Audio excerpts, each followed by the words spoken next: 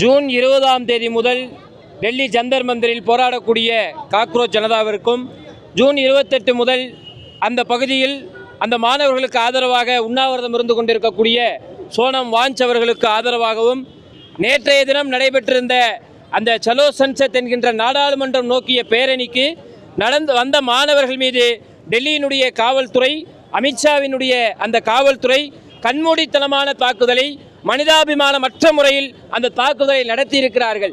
இதை கண்டித்தும் டெல்லியில் போராடக்கூடிய அந்த கலப்பான்களுடைய கோரிக்கைகள், 3 கோரிக்கைகள் அவர்கள் ஜேபி நட்டாவை சந்தித்து வைத்திருக்கிறார்கள்.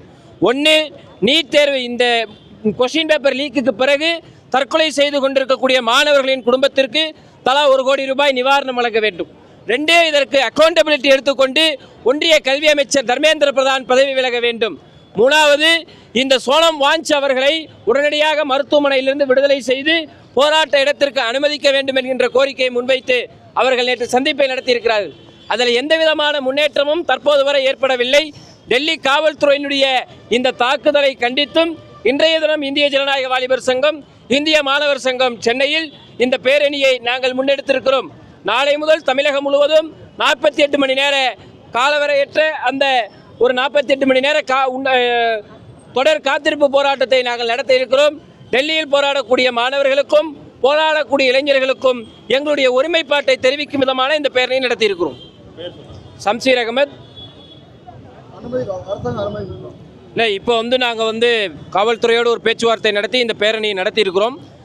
அநேகமாக இந்த காத்திருப்பு போராட்டத்திற்கு எங்கேயும் அனுமதி இப்போது வரைக்கும் கிடைக்கப்படலை.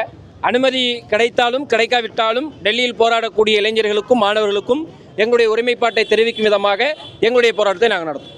எங்களுடைய இந்திய ஜனநாயக வாலிபர் சங்கமும் இந்திய மாணவர் சங்கத்தினுடைய மத்திய கமிட்டி அறைகோல் கொடுத்துருக்காங்க.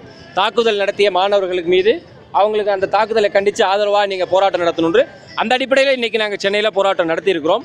அதே போல் இது கட்சி சார்பான போராட்டம் என்பதை பார்க்க வேண்டியதில்லை. மாணவர் இளைஞர் அமைப்புகள் இந்த போராட்டத்தை முன்னெடுத்திருக்கிறோம்.